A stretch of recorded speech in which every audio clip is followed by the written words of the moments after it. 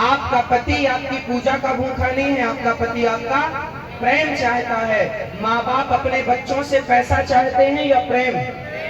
फिर सामान्य हम लोग, सामान्य जनमानस, हम लोग सामने वाले से प्रेम चाहते हैं, पूजा नहीं चाहते। तो फिर भगवान की पूजा क्यों? हाँ, भगवान को आप जहां प्रेम है फिर वहां पूजिए। पहले प्रेम बाद में पूजा, लेकिन आप शुरू से अंत तक केवल पूजा, प्रेम नहीं। कैसे काम बनेगा? आपकी पूजा से आपके अपने खुश नहीं हो सकते तो भगवान कैसे? भगवान कहते हैं मुझे पूजा नहीं, राम ही केवल प्रेम प्यारा, जान ले जो जान निहारा। मुझे प्रेम चाहिए। मुझे क्या चाहिए? प्रेम।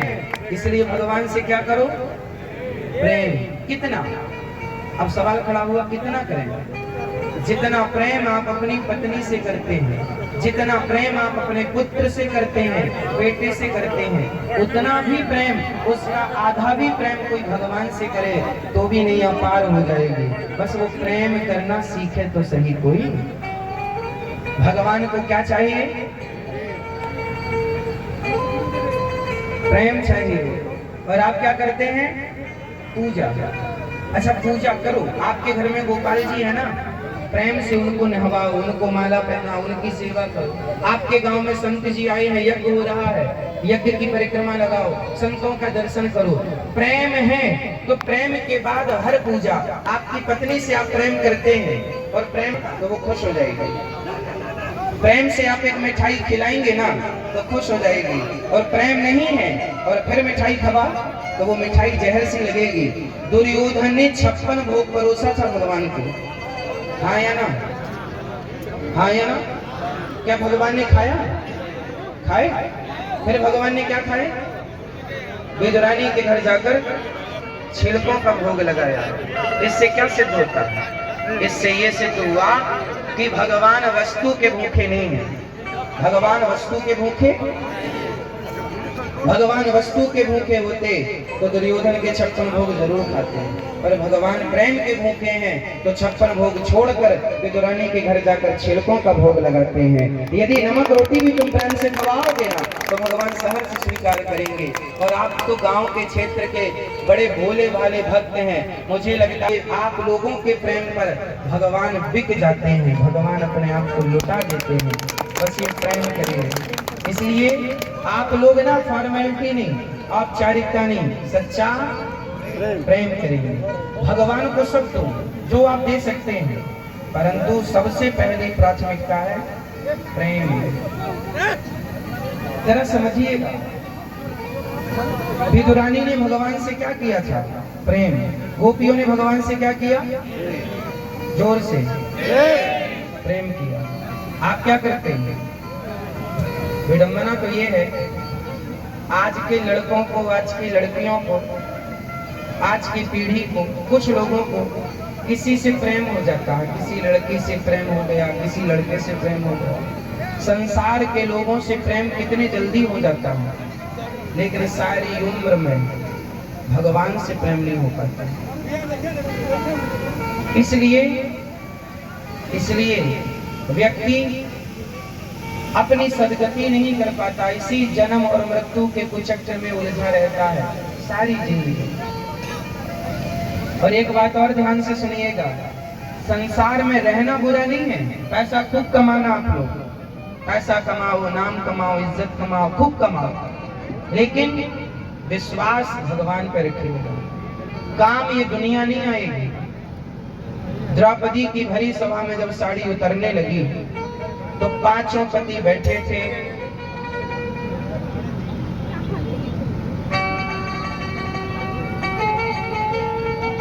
भरी सभा में द्रौपदी की जब साड़ी उतरने लगी तो क्या हुआ? अर्जुन को बुलाया था ना, क्या अर्जुन आए मदद करने? आए? बताओ, क्या भीम भैया आए मदद करने? क्या धर्मराज युधिष्ठिर आए? क्या पितामह भीष्म आए? सब बैठे तमाशा देख रहे थे, लेकिन आया कौन? एक भगवान, जो आपके अपने हैं, जो आएंगे आपकी रक्षा करने, आप उन्हें बुलाते नहीं हैं, और जो आएंगे ही नहीं उनके पीछे पड़े हैं। द्रौपदी ने कहा, कहाँ जा छिपे हो प्यारे कन्हैया, आओ कन्हैया आओ मुरारी, तुमको पुकारे बहना तुम्हारी, देखो जरा ये हालत हमारी, बहना तुम्हारी लूटी जा रही। कोई नहीं आया, भगवान आए। इसलिए प्रेम से रहो, पर विश्वास भगवान में बनाए रखो कि भगवान हमेशा हमारे साथ है। एक आदमी ने कहा कि महाराज जी भगवान तो होते ही नहीं, यदि होते होते तो भगवान हमें दिखते। अच्छा बता, भगवान होते हैं या नहीं? हाँ हैं या नहीं? हैं? तो हैं तो दिखाई क्यों नहीं पड़ते? क्यों नहीं दिखते भगवान? जो चीज है, ये माइक है तो दिख रहा है भाई, जो चीज होती है वो तो दिखती है ना, तो भगवान क्यों नहीं दिखते? अच्छा ये बताओ, हवा होती है कि नहीं? क्या दिखती है? हाँ? जैसे हवा होती है पर दिखती नहीं है, जैसे दूध में मक्खन होता है कि नहीं? सही है दादाजी, दूध में मक्खन होता है कि नहीं? क्या दिखाई पड़ता है? अच्छा नहीं दिखता तो क्या इससे ये मान लिया जाए कि नहीं होता? होता है, परंतु उस मक्खन तक पहुंचने का एक प्रोसेस है।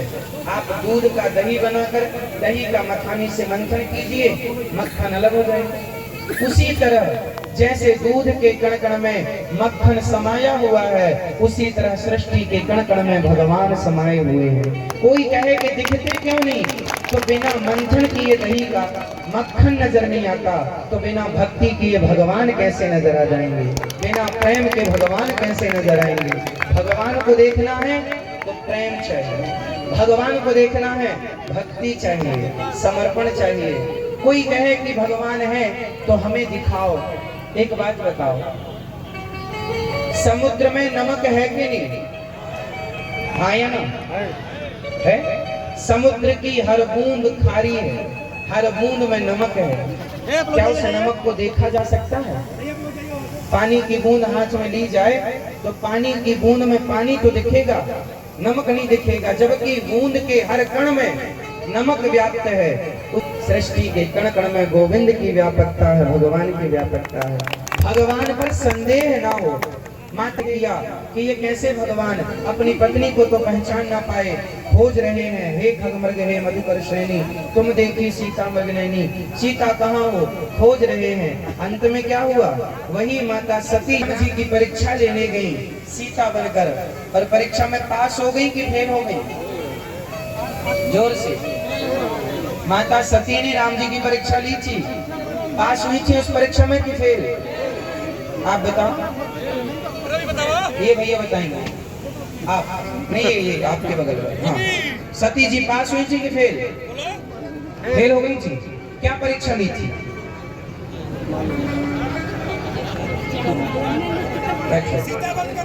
हाँ, इसका मतलब आप रामचरितमानस नहीं पढ़ते, इसका मतलब यह है कि आप सत्संग नहीं करते।